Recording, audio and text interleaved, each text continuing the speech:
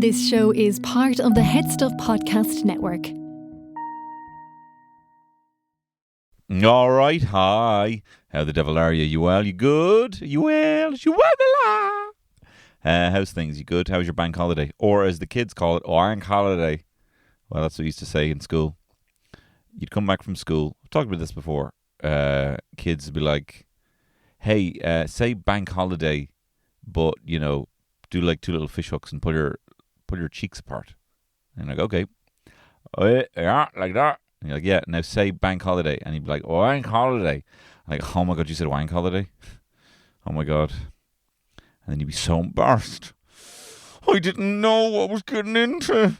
I didn't know by pulling me mouth apart I'd say wank. Now, all right, to save yourself, say, my daddy's a banker, doing the same thing. My daddy's a wanker. But he's not, though. Oh, yeah, that's a wanker, but he's not, though. All right, last thing. Say, my dad works in a pirate ship. My dad works in a pirate ship. Oh, no, you said he works in a pile of shit. I'm going to tell you that. I'm going to tell you that you call him a wanker. I'm going to tell you that you say he works in a pile of shit. I'm going to tell your dad that you celebrate that wank holiday on Mondays. You know? Fucking bankers. They need to change the name of that. They need to change the name of that to nurses holiday. And then we'd all... I mean, we're on board already. But I don't like the idea that we're giving the banks a day off. You know? From what? From what? From, you know, from what? You know? You know? How hard is it? Tell you what's hard, creating content. You know? My daddy is not a wanker though. And he doesn't work in a pile of shit. He's a businessman. Works in Sandyford. That's not, you know, businessman's not a job title, exists anymore. It's you know, it's hard enough for my young fella saying, what does daddy do? You know? Apart from lazing about farting up the place. Apart from being the sole methane producer of this abode. Yeah? What does he do? He's in a show. So my uncle says he's in a show. And he's a storyteller. You know? To quote my pal Shane, Daniel Byrne, who despises the term. We're storytellers. We're not. We're not. You know? Here's an Irish story for you. Here, you know your man, Wee Man, he's dead. Here, you know your man, Wee Man, he's dead. Great story. Here, you know your man.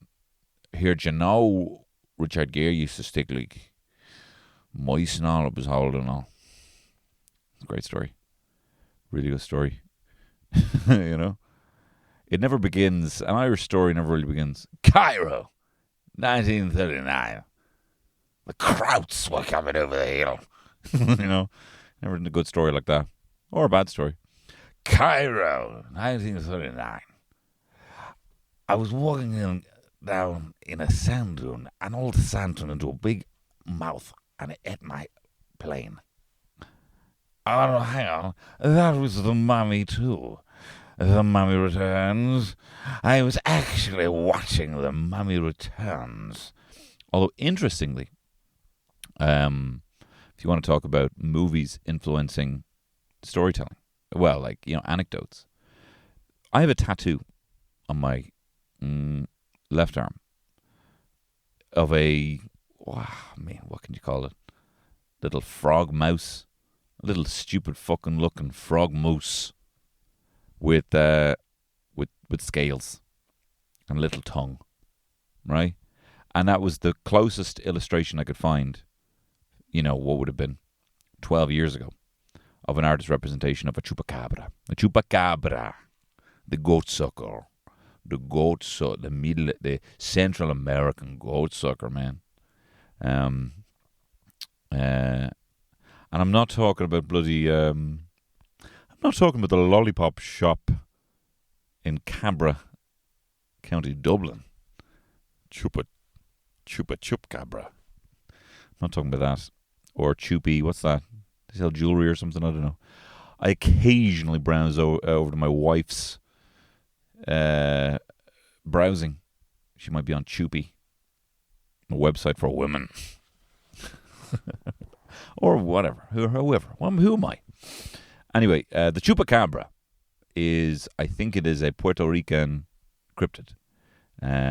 Listen, a couple of goats got found. A couple of goats got found, sucked off, rotten. Now I'm talking about proper sucked off, as in 2 big holes in their back, and no more blood. Blood gone bye-bye, and this thing's dead. A goat of all things.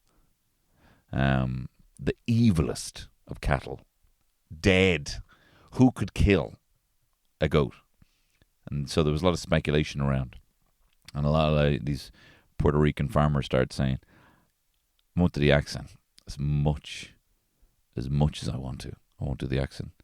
They were kind of saying, yeah, I thought I actually saw like a fella walk around here like sucking off goats. They're like, what? What it looked like? Kind of looked like alien little fella. I'm pretty sure. Don't ask me why I know this, but I'm pretty sure I saw alien walking around, green alien with spikes and scales, sucking off goats in the middle of the night. Don't ask me how. And what was weird was the description of the beast, the cryptid, matched almost identically to that of Rebecca Romaine Stamos in the movie Species, where she played a little green woman, an alien, very sexy alien. I loved the film. It was very violent and proper like gory, you know. But she just couldn't help herself getting her jabs out, and it's one of these things. I have not seen Poor Things, but I do like what it's doing there. I've not seen it, but having a kind of a woman, essentially like a baby brain in a woman's body. And this is not a trope that has just been invented by Poor Things or, you know, well, Bride of Dracula actually was or Bride of Frankenstein rather, was actually quite bright. But like any movie where there's a mermaid, men just be falling in love with this thing, you know, like Little Mermaid. You know, this gobdaw is there fucking combing her hair with a fucking fork, and this guy's like, this is the most beautiful thing I've ever seen in my life. This woman is a sensation. Daryl Hannah in the movie Splash eats a crab with the shell on, and Tom Hanks is like, wow, you're kooky, you know, upset, like gorgeous. I don't care what's going on in that head, you know. And then Species, of course, which is like, this is a child in a hot woman's brain, but is also an alien. Is it bad? It's probably bad, you know. I mean, I think she's only like a couple of weeks old, really. But the gestation period for these kind of aliens. Anyway, look, I went on a deep dive Species. Anyway, but I'm interested in that about Poor Things. I wonder if they're doing that intentionally. I imagine they are, about how Hollywood has kind of treated these kind of fantastical and, you know, magical women who, you know, just pop up in people's lives in culture, and people are wooed by them without realizing that, you know, they don't really have a brain, you know. No issue with that in my house. My opinionated wife, who I love, and I love that she has opinions, but there's no worries about that. Oh, it's very bright, you know. I got the best of both worlds, you know. I have a stunning mermaid slash, you know, nymphomaniac alien. You know, I'm talking about Species here, but with the brain of, you know, a 60-year-old titan of industry. You know, so I'm doing, you know, so it's great, but a lot of opinions, which is great. You know, we haven't had a seafood dinner where she's eaten the shells before. That's good, I suppose. You know, but anyway, the chupacabra in Puerto Rico was popping up everywhere. Everyone started noticing these goats getting sucked off, and they were like, it must be this alien one guy saw. I saw that as well. It had spikes and all. And it matched exactly the description of what the alien looked like in the movie Species. And then also it was revealed later on that Species was actually just shooting there. So there's a cryptid in the lexicon. I have a tattoo of it, but I hadn't Wikipedia'd it. And, it lives there alongside your Bigfoots. Cryptids. You know cryptids? Animals that may or may not exist. Monsters. Cryptozoological beings. I always tell my young fella, a monster's just an animal we haven't met yet. We just haven't met yet. Just those fucking bigwigs. Those zoologist bigwigs. Just haven't put it in the fucking book yet. Right? So why can't this rabbit that some hick glued antlers to be an animal, huh? Because of the fucking men in the White House. Huh? These bigwigs. Ant can be an animal. I can put googly eyes on a fucking kiwi. Guess what? It's an animal. And I am going to tell everyone that this is an animal. I am going to get this scene. I'm going to, I've run out of steam on this kiwi thing. I'm bored of this idea. It's not a very good idea for an animal, But anyway, yeah, apparently Rebecca Romaine Stamos sucking off goats as well. But anyway, look, how did I get onto that? I don't know. Anyway, how are you doing? You well? How was your wank holiday though? Did you have a good one? I had an interesting one. Tell you what kicked it off. On Friday, you might know this if you've been listening to the bonus Cantwell shit show over on Head Stuff Plus, where I, really peel behind and tell you a little bit more intimate details of my life. Peel behind the curtain. Sorry, I should say. I should finish. You might know that I have been looking to get seen for ADHD. I think I talked about it on this pod as well. Attention deficit hyperactivity disorder, and went to a psychiatrist on Friday. And actually, there's various things that are like symptoms of ADHD that I always just thought was laziness. Was just I'm late. I assume things that have never taken 10 minutes and have usually taken 3 hours will just somehow miraculously take 10 minutes this time. I text people compulsively and say, if I'm on the way to meet them, say, hey, I'm 15 minutes away. And Google is telling me 25 minutes, I am forgetful. I've lost so many passports that the passport office... My mum came in, I told you this before, she came in and finally got me another passport, an emergency passport, the day before I'm going off, and on interrailing, and she goes, right, hey, look, I had to fucking drive to some man's house to get this. I had to convince some man who was driving home to drive the opposite direction on the way home to give me this passport, rather than have it go to the post.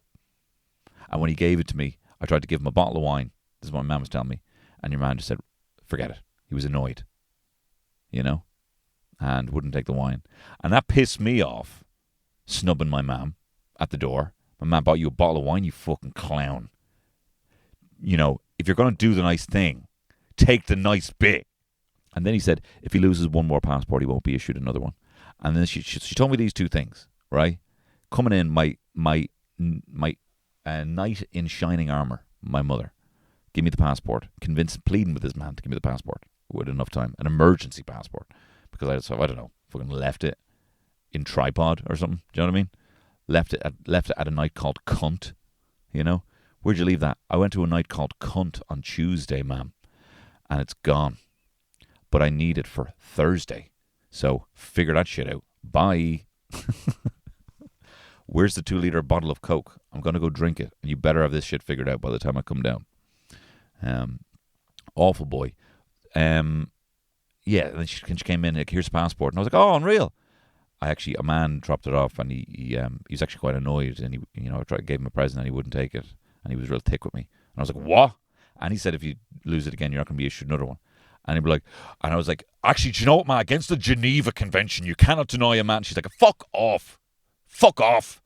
Take the fucking passport. So all these kind of, encounters in my life.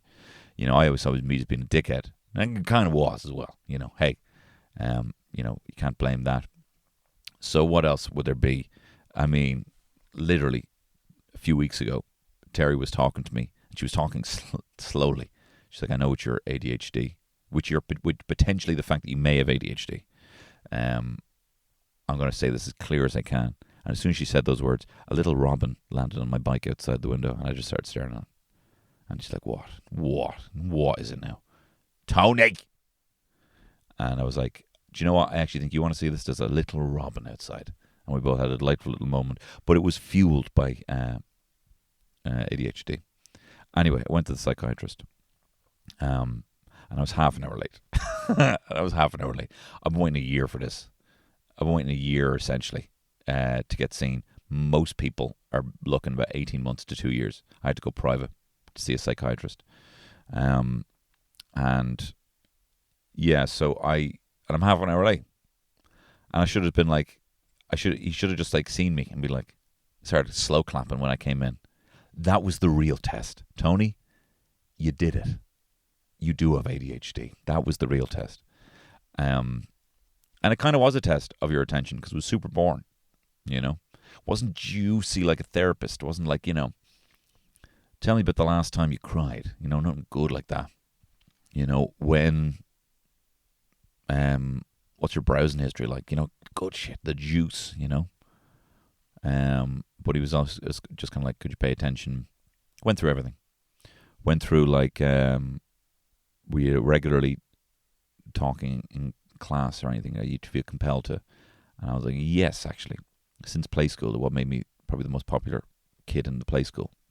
They called me, I was the funny one, but I didn't really pay attention. Is there any other examples of that? Yeah, I used to go to swimming lessons in St. Paul's Pool, and I just I'd never got out of the water. All the other kids would be getting out of the water, and I wasn't listening. And so I didn't really learn how to swim. And so then when I actually had to do a swimming test to earn my badge, I almost drowned. And then they didn't give me the badge, and I cried. And my mom was like, you better give him that fucking badge. And they were like, but he doesn't know how to swim. You better. Hey, dickhead. Hey, this is what my mom always says to people. This is actually what she said to the passport guy. Are you going to tell my son he's not getting a passport? Are you going to tell my son he's not getting a badge? Carla, he may drown. I don't give a fuck, right? He's not crying. Are you going to tell my son there's no Santa? Like I tried, and then he cried, and then I told him there was a Santa.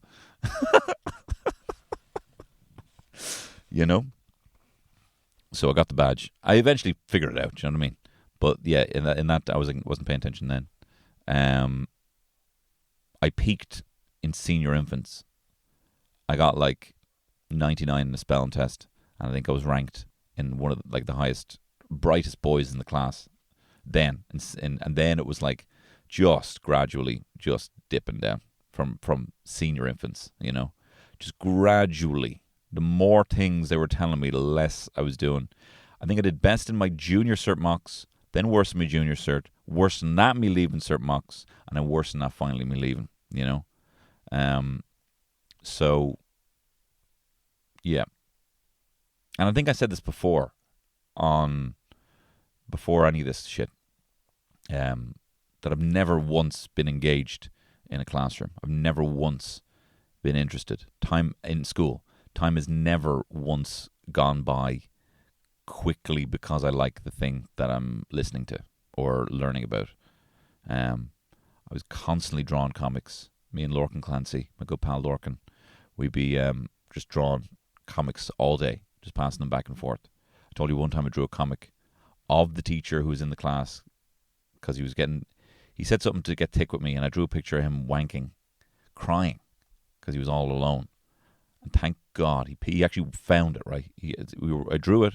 It was him wanking with all the posters for the bands that he said he liked. And he was wanking and crying. And he's like, why am I so alone? And then he picked it up. And I was like, oh my God. But he picked up the wrong side. And it was just like some doodles. Literally, he was holding in front of me the picture that I had drawn. And luckily, he was just looking on the wrong side. I don't know what could have happened. For him, for his sake. That's too rough. That's too rough, you know? So we went through, schools, jobs. I've been sacked from 5. You've been sacked from 5 for not really having the motivation, for being constantly late. And then, got into, do you find it hard to take multiple things that people might say? Do you find it hard to wait your turn? And I'm like, what you mean? And he's like, well, it doesn't really apply now, but if you find yourself before phones, if you had to queue up for something, and I'd be like, oh my God, I'd be having an anxiety attack, I think that's why I love it so much. Terry, we went shopping to get some clothes for the kids. We were in Zara, and I actually got some nice clothes for kids in Zara. And she's like, would you mind queuing? I was like, absolutely. Start watching Avatar, Absolutely, I will. I don't mind that at all. It's a different world. So we went through everything, and he's the professor or whatever, doctor. He says, okay, so we did a couple of tests on you there through all those questions based on your answers, right? And I could have been spoofing. In fact, I had to kind of tone it down a little bit because I was like, I don't know. I felt weird because he seemed to be liking all my answers, and that made me feel like, no, hang on, something's amiss here, I maybe. So it'd be like, do you find it difficult to kind of sit still? Do you fidget? I'm like, I do fidget. And I play with my mustache all the time. Like I'm a villain. Like I got an old broad tied up on a railway tracks somewhere, And I was like, not really now because I got a good couch. Well, at first I said, yes, I do. And I was like, but I also sometimes just lie there flat for hours. He's like, yeah, it's fine. Okay. But anyway, he's liking all the answers. And he says, we did 3 tests on you there. And they were kind of you kind of jumped around a few topics, I think maybe to keep it interesting. I don't know. But he's like, one was autism because it's kind of part of the neurodivergent family. And there are some traits in autism that might appear as attention deficit hyperactivity disorder. But you don't have autism. So you can, know that or whatever. And then there's 2 other ones. One was based on your kind of childhood history, because if you have ADHD as an adult, you likely had it as a child, and the results from that would be kind of far above average that you would have had it as a kid, he says. I'm like, okay. And then obviously there's adult as well. So the adult as well would be kind of, again, far above average in terms of the results. I'm like, okay. So what he's saying is, I'm saying, he's like, you far above, so you have ADHD. I'm like, okay, all right, okay, cool. And then he started shining on about stuff I wasn't really paying attention. And yeah, so I have ADHD. I felt weird all weekend,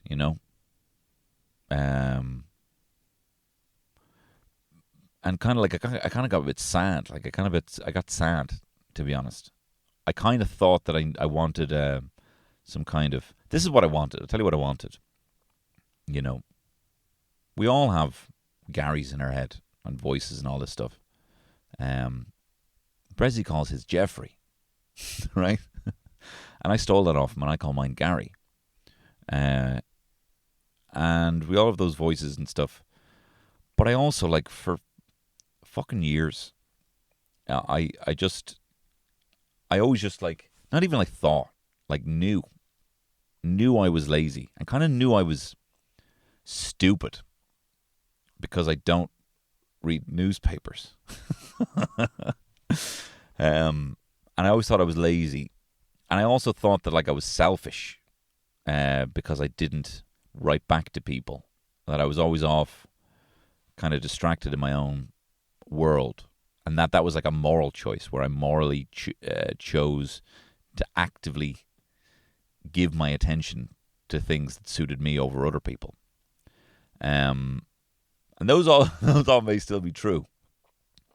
But they're also, might have to be a part that where I'm, a bit easier on myself for that.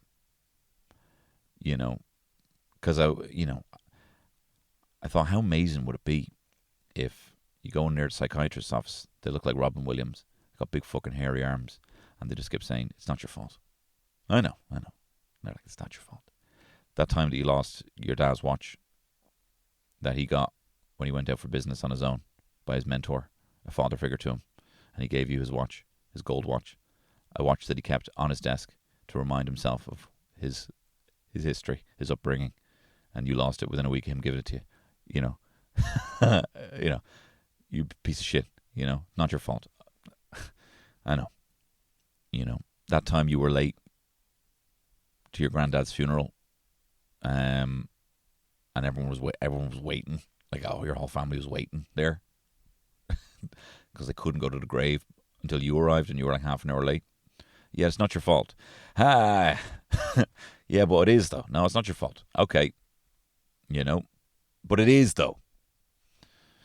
And a fucking, every kind of ineptitude that you kind of go, ooh, really fucking dropped the ball on that. Or all the times I've been fired, I know I laugh about it, but still a shock at the time. It was a shock at the time. How could I got sacked from one job after I was late every single day, and they gave me a verbal warning, a written warning, final written warning, one last chance, and then I was late the next day. And this was over the span of 2 weeks, and I was late every single day, but they didn't give me the warnings all the days. And they're like, if you get another one of these, this is what's going to happen. This is what's going to happen. Yeah. Then I went in, they're like, we're letting you go. I'm like, why? But why? I don't understand. And I didn't understand. I hadn't really. Anyway, so I kind of was fantasizing that I'd go in there and I'd have the slate wiped clean, but it doesn't feel that way. The things don't work that way. There's never like a big, magic squeegee over your memories, They're grooved in like a beautiful vinyl, They're in there, make you who you are. What would a vinyl sound like with no grooves? Maybe. I'll try it. I'll try it after this. So yeah, things don't happen like that. There's no big wave of a magic wand and then all of a sudden you just feel completely different or anything. But then I started getting all kind of sad, and I was like, but I like me. And I like my story, I like my story that I'm a bit lazy. I like my story that I'm a bit dumb, And then also the whole stupidity thing. I can retain a lot of information, but I can't. I find it difficult to read books. I find it difficult to pay attention while reading books. I listen to a lot of audiobooks, and I listen to a lot of podcasts, and I watch documentaries. But I don't think, to be honest, that the written word is sexy enough. I don't think text looks very sexy to me, to be perfectly honest. And especially knowing that there are images out there. I'm like, what are we doing here? And I've told you before that, every time I read a book, for whatever reason, just picture Matt LeBlanc as the lead. And I've never been able to shake that. So, yeah, I thought, yeah, be magic squeegee. You're no longer stupid. You're no longer lazy. And you do care about the people you care about. When I'd be there, I'd be like, why can't I just fucking remember to text my mom back? Oh my God, a week's gone by and I haven't called my mom. And this is a very important week for her, why do I do this? Why am I constantly late meeting my friends? And then I have to kind of show up and kind of a bit of a bravado and being like, yeah, what do you expect? I'm always late. But I'm also still like, I feel bad I'm late. But why am I late? So, yeah, that didn't happen. That didn't really happen. And then I ended up getting sad, being just like, I don't want to lose that guy. I don't want to lose all these kind of traits that I kind of like, that have grown, that have calcified and kind of made me who I am. I don't want to fucking put that shit down to disorder. That's boring. That feels boring to me, you know? But I suppose, look, there's only, like everything, there's only one lived experience, you know? Information goes into the prism and comes out a rainbow. Whatever that is, you're still the same. You're just one big prism. Beautiful fucking rainbow coming out of it. So yeah, I drove home listening to Creed, crying, crying, singing Creed. You know, hold me now. I'm 6 feet from the edge, and I'm thinking. I don't know why. I was screaming Creed. So one side effect of finding out you have ADHD is you will sing Creed a lot over the whole weekend. You know, and I don't know what's now. I don't know what's now. I have the weekend now to kind of ruminate on it, and I'm happy with it now. I'm happy with that. I'm happy, and you know what? I feel like I've got a bit more power with it. To be honest, I feel a little bit less helpless. It's almost like, it's like I've got a big hat on. Don't know why this is the first thing I thought of. I've got a big hat on, a big tall top hat. It is beautiful. It is 3 foot tall, beautiful tall top hat that I wear, right? And beforehand I didn't see that I had the hat off, and I just kept walking through door frames and I kept knocking it off. And I'm like, oh, Now I just know I have to duck under door frames. I have a responsibility. I've got a big hat on. Look, it's a new disorder. Give me more time to come up with better analogies. But I've got a big hat on now. I know that I have a big hat on. So if you're a guy with a big hat and you're off to meet someone, you're probably going to have to duck under the door frame to get out without knocking it off, without messing things up. So whatever it is, there is something outside of me, outside of the me, that is going to try and make me late. So what can I do to push back against that? It kind of vilifies the thing. It's the same thing as like Brezzy's Jeffrey thing. There's a voice inside you that's not you. It takes this thing outside of you, and it just puts it over there. And you can just like objectively listen to that one thing without making it a part of your identity, And you can vilify it. And you can go to war with it, Jeffrey, your Gary's. Similarly, what's it called? The book. Stephen Pressfield, The War of Art. He vilifies procrastination, which is also an ADHD thing. He vilifies that as just resistance. He calls it resistance. And he says that resistance is basically like if you've got a compass, pointing north, and your future and your goals and your dreams are north, the resistance is really trying to fucking make you go south the whole time. But he says you can actually navigate that. You can navigate it. So whichever way resistance is telling you not to go is the way you should go. Going to the gym. Oh, no, I shouldn't go today. Oh, no, there's a reason, that's resistance. Oh, I should really crack into that script. No, do you know what I actually need to do? That's resistance. You can vilify it. So maybe this tall hat is actually the best analogy. I have a tall hat, and that comes with certain responsibilities. I have a particular set of hats. I have a particular set of skills. So that's new. And I fucking tell you everything. Anyway, so you may as well know that. And I want to thank, there were some listeners actually who really kind of planted the seeds. And if you are one of those, you sent me an Instagram message about it, thank you. And can you message me again so I can say thank you? A lot of people were like, hey, I have ADHD and I really think you have ADHD because you never finish a fucking story, bro.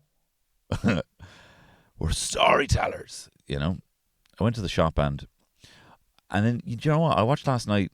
It must be so frustrating listening to this podcast. Finish the fucking story, bro. Speaking of finishing the fucking story, bro, Cody Rhodes. Can I talk about Cody Rhodes for a second? I'm going to talk about wrestling here for about 15 minutes. Maybe 20 minutes. So if that's of no interest to you, feel free to bow out now. Hey, you got some juice here. Told you about a chupacabra. Told you have ADHD. There'll probably be more. I'm going to talk about that. But this is my first, weekend with it. But yeah, I just got to tell you about this because it's really winding me up. What will I do? No, John will do. I'll tell you a bit about the business background, and then I'll tell you a bit about the story background, about what the fans want and what the current state is of WWE, right? And I'll try and keep this as quick as possible, right? The last couple of weeks have been very interesting for the WWE for a number of reasons, right? The last few weeks, WWE has made a deal to feature shows on Netflix, Monday Night Raw, and the tentpole events, the pay-per-views, WrestleMania, SummerSlam, Royal Rumble. And they had a Royal Rumble recently. $5 billion might extend to $10 billion. Huge amount of money for TKO Sports, who are the owners of the WWE, since Vince McMahon sold to them maybe a year ago, 2 years ago. Interesting thing about Vince McMahon, he's a cunt for one. He's a fucking deplorable beast, fucking monster. And I was kind of ignoring it until everything came out about it. I knew he'd kind of paid off some hush money, but I was like, it's fucking Vince McMahon. Like maybe there was some sort of like consensual hush money. That not at all. I got it completely wrong. He's a fucking monster, and I can't watch anything that he's been in. He's a fucking piece of shit, right? Sorry.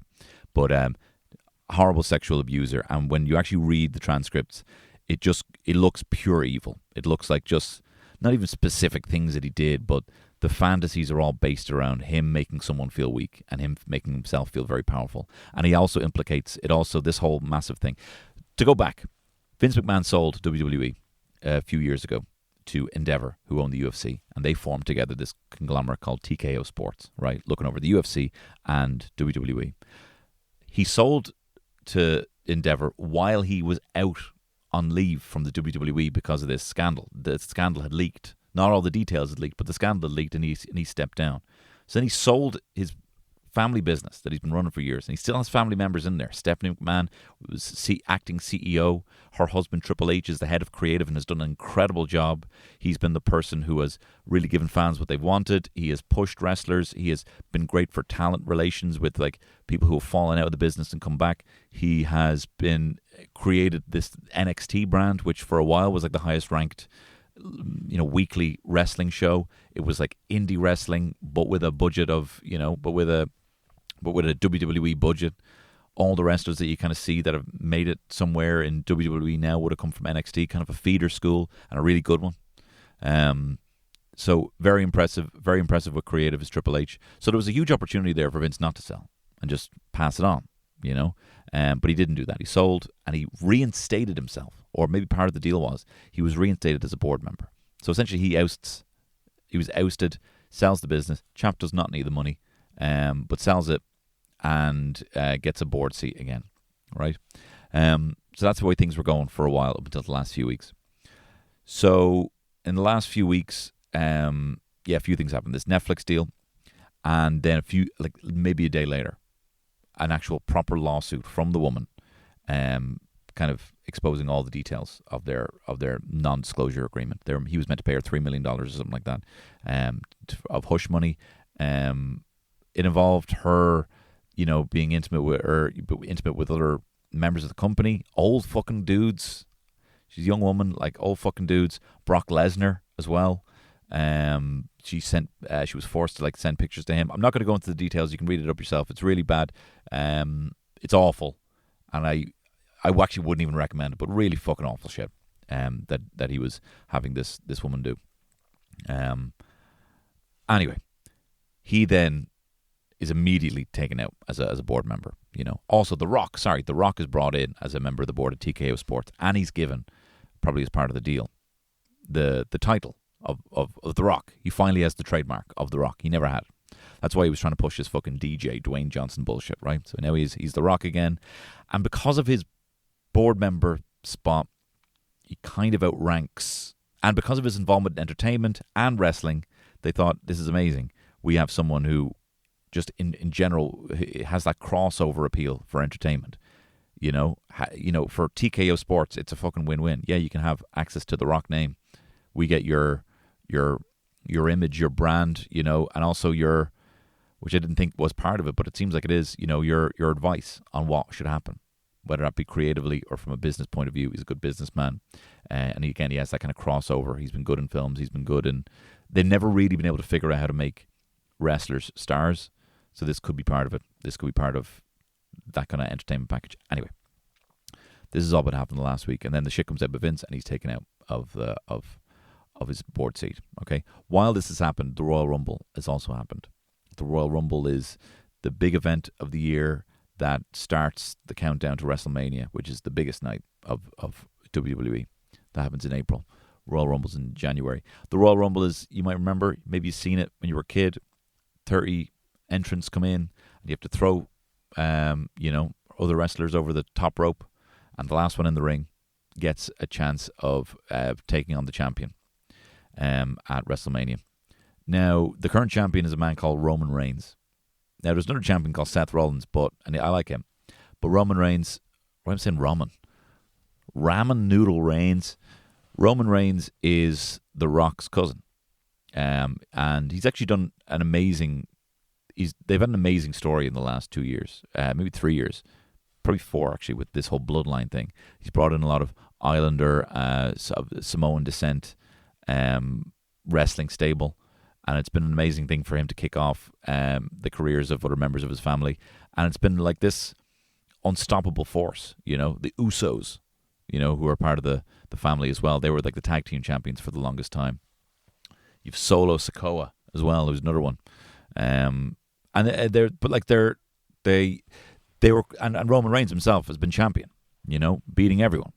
Brock Lesnar beating everyone who's been thrown at him. Roman Reigns has retained his title for like 1,400 days. One of the longest reigns in a long time. Doesn't happen anymore. Doesn't happen, not since like Bruno Sammartino are you getting numbers like this, Like, what is that? 3 years fucking champion. And then he was become champion of Raw and of SmackDown. He's walking around with fucking 2 belts. He might even have 3, And, he has just not been able to be beaten. Because of the bloodline, they interfere, and it's very frustrating. The fans are like, for fuck's sake. And it's at the point now where the fans are kind of turning. They're like, okay, someone needs to win this title. You need to make it mean something again, I know that Vince McMahon loves Roman Reigns and all this stuff. And so then last year, not even this year,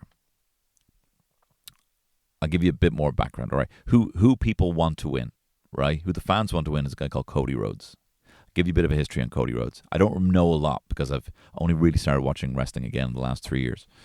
Maybe the last 4 years. Everyone wants Cody Rhodes to win, okay? Cody Rhodes is back in the WWE in the last 2 years. He was previously in AEW. He used to be in the WWE years ago. He's a second-generation superstar. His father's Dusty Rhodes, considered one of the greatest of all time. Certainly considered in the top 3 of people who are just unbelievable on the mic, right? Just full of life, full of personality. Everyone loved him. Everybody loves Dusty Rhodes. He's been in all different wrestling organizations, WCW, WWE, NWA. And he's got he's got sons who are also in wrestling. Dustin Rhodes, you might have seen as Gold Dust. He's been knocking around.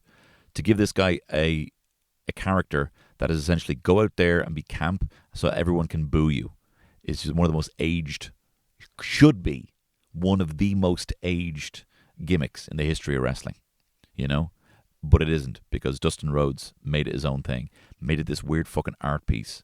No one knew how fucking deep he could be, And he's like a big guy. He's like 6'7", coming out in like a wig and lipstick and kicking lads in the bollocks and like rubbing his body, and people just booing him, And but he made it his own, and he was probably the most successful of Dusty Rhodes' kids in wrestling. Cody Rhodes was good, couldn't really ever just connect properly. People liked him, good athlete, tremendously hard worker, just very nice. Has a lisp as well, like his father.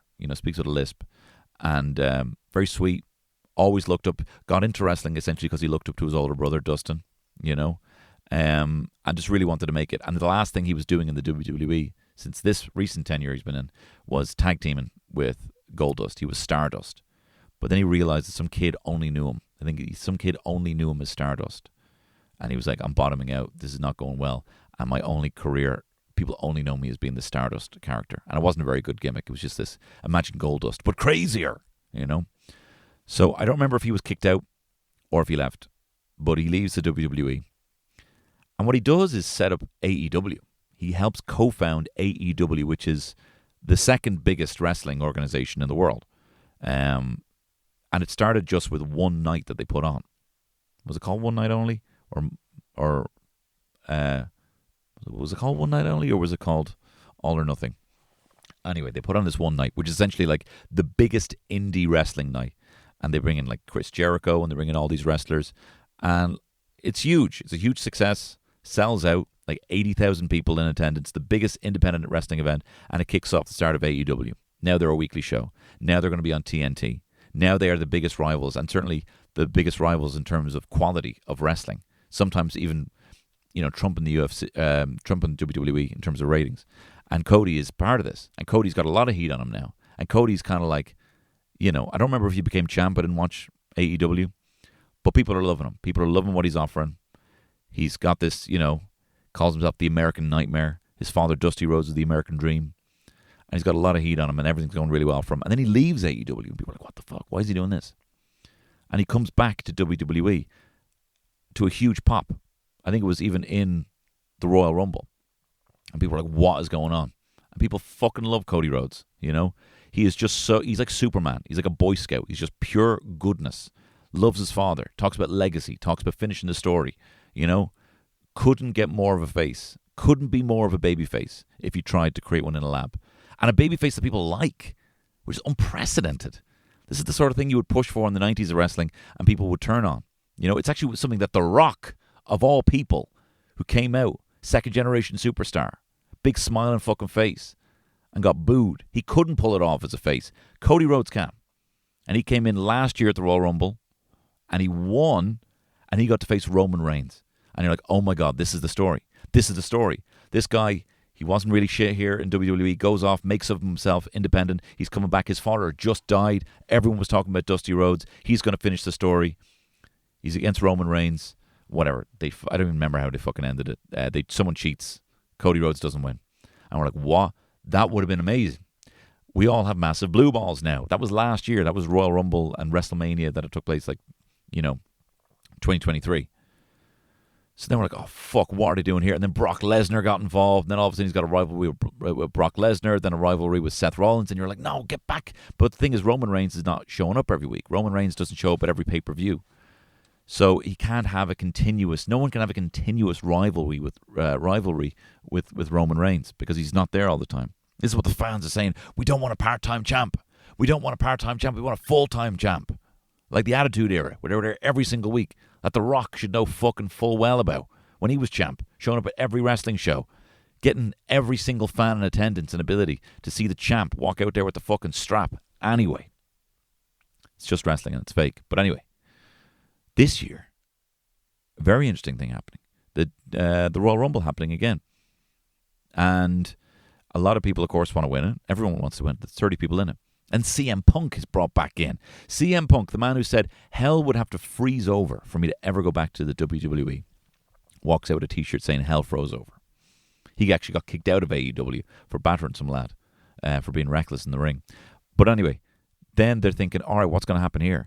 Because CM Punk has got a rivalry with Seth Rollins. They genuinely don't like each other and talk so much shit about each other, like, behind the scenes. They shoot when they go on like a podcast. They're very happy to, break kayfabe. I'm throwing a lot of terms at you here, but they're very happy to do all that shit and talk shit. So you're kind of like, as a fan, you're like, all right, do you know what? I think CM Punk might be past it. I love him, but I think he might be past it. He might not have enough juice in the tank for this. And that Seth Rollins match might be all right. I don't know if Seth can sell as well to make Punk look good right now. But anyway, what everyone wants to see is Cody and Roman. Cody Rhodes and CM Punk are the last two in the Royal Rumble. Cody Rhodes wins. And Cody Rhodes points at the WrestleMania sign, indicating that he's going to WrestleMania, he's going to win. That's what he's saying. And he points up to Roman Reigns, who's up there in the stands, and he's like, I'm coming for you. Because they get to pick a champion, whatever champion they want. And he's like, of course, I'm picking you. But a few weeks before that, The Rock had shown up.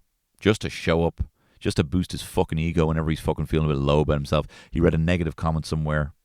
Maybe people weren't excited about fucking Red Santa or whatever the fucking stupid Christmas film he's doing that no one gives a shit about. And he's like, I need to feel the pop, the electrifying feeling of people screaming for me walking down a gangway to a ring to give a half-assed fucking promo. But he goes out there and he's like, he makes something and be like, where should The Rock sit tonight? I'm going to a restaurant. Should I sit at the bar? Should I sit on a stool? Or should I sit at the head of the table, indicating, because that's what Roman Reigns calls himself, the head of the table, the head of this, Samoan Islander, family group. They all wear leis around their neck, and they're badass. The Samoans in fucking wrestling are fucking badass. I don't know if Roman Reigns is specifically Samoan, but they're all related. The Rock is related to them. Rikishi's related. Roman Reigns, the Usos. There's a big family in wrestling. So Rock's kind of hinting, I wouldn't mind actually being the head of the table, taking down Roman Reigns, right? So that's fine. But anyway, Cody's won the Royal Rumble. He's, fighting Roman Reigns. And then he comes out, and Cody's like, hey, I want you, I want to fight you, but I think there's someone who wants to fight you more. And The Rock comes out. And you're like, what? Are they really teeing up now that The Rock is going to face Roman Reigns at WrestleMania? Are they going to undercut not only this story that has been building for the longest time to give the fans exactly what they want, which is Cody Rhodes beating Roman Reigns at WrestleMania, hopefully in an incredible match. They do have incredible matches, the two of them. They work well together. And you're going to undercut that while also undercutting the sanctity of the fucking Royal Rumble. He won the Royal Rumble. He gets to face the fucking champ. But what The Rock apparently is saying behind the scenes is this is a bad week for TKO Sports. Bad week for the WWE. Brock is out because he's implicated in this scandal. Vince is, of course, out. There's a lot of bad attention on that. CM Punk also injured himself. Seth Rollins has also injured himself. Is the best main event at WrestleMania really Cody Rhodes and Roman Reigns? And The Rock apparently behind closed doors, as a board member says, I want to face Roman Reigns. As a board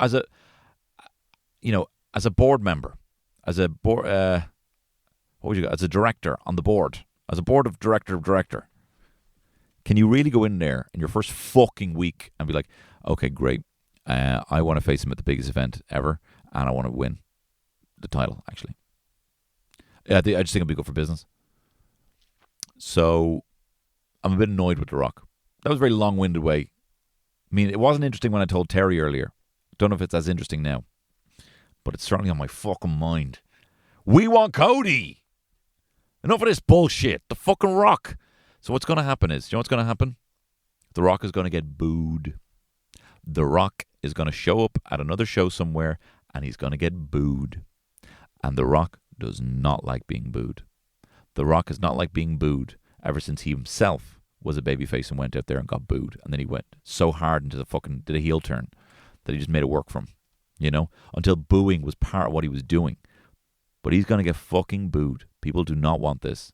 But I can't argue that it isn't a good business decision. In the long run, it's not. But what are they looking for? They're looking for short-term gains here. They're looking to inflate the stock, inflate the viewers, make it look like it's the most appetizing thing for Netflix to be a part of, because Netflix can extend. It's a 5-year deal, and Netflix can extend for another 10 years, making them fucking probably as much money as it cost to buy the WWE in the first place, Endeavor. So it's interesting. My voice has actually gone hoarse now talking about this bullshit. So I'm fucking a bit thick now with The Rock. And this is all, I know there's probably people listen to this being like, this is like when you hear someone talk about a dream that they had. This isn't real. But it is real. Still real to me, damn it. I want to thank y'all for what y'all done to your bodies. Did you ever see that video of a crying wrestling fan? I want to thank y'all for what y'all done to your bodies. It's still real to me, damn it. Anyway, that's what's going on with me. I have ADHD, and The Rock is ruining wrestling, and I'm back into wrestling. And I'm actually back into wrestling because of this fucking Cody story. I just want to see him win, The Royal Rumble is the first in maybe 10 years full pay-per-view that I watched that wasn't just the matches and wasn't watched just the clips, So, look, I probably should have ended with the ADHD stuff, to be honest. But whatever, look, this is what's on my mind. I've always just told you, whatever's on my mind. The Rock is pissing me off, and I have ADHD. So, look, that's where we are. And I'll probably be talking about it again, both The Rock and ADHD. But look, thanks very much for listening to the pod. Litterbox. I'm going to be in Dublin, in Wicklow, in Galway. Actually, I need a venue for that. Cork, Limerick, Dundalk. Where else? All over the shop. Howth. And also hoping to go to Derry and Belfast and London and Galway, and they'll probably be in and around the same times of April, May, June. So go to my Instagram if you'd like to come see me. I'd love to see you. I love you. And thanks very much for listening. All the best. Bye-bye. This show is part of the Head Stuff Podcast Network, a hub for the creative and the curious. Shows are produced in association with Head Stuff and the Podcast Studios Dublin. Find out more or become a member at headstuffpodcasts.com.